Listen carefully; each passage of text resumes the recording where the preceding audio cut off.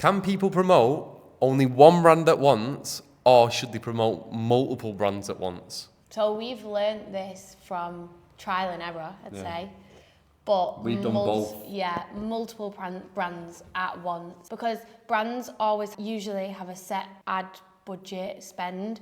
So if one at the end of the month might not be spending as much on you, another brand might spend more on you. So if one drops off, you're not having to worry about your income. You're still having the other brands doing it as well. So I'd always say focus on at least 2, if you can 3. With a foundation of Spotlight. You'd have that as your foundation, so that's the most products that you promote. So like TikTok sportswear, might be like all different things that they do loads of different things. Spotlight, it's literally a massive range of different products. So I'd definitely have that as your fundamental key part in the middle. Yeah. But like right now, which is Chinese New Year, they aren't putting ads on anything because it's Chinese New Year. So what do you go for then?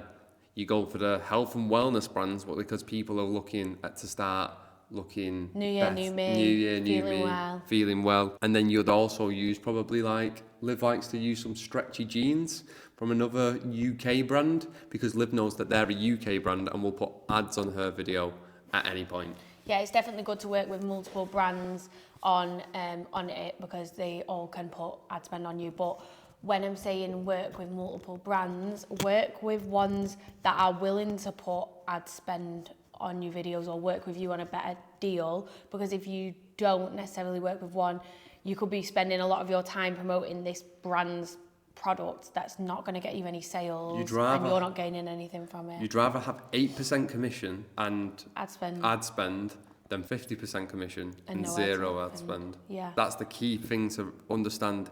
It's not about the commission rate, it's about ad spend.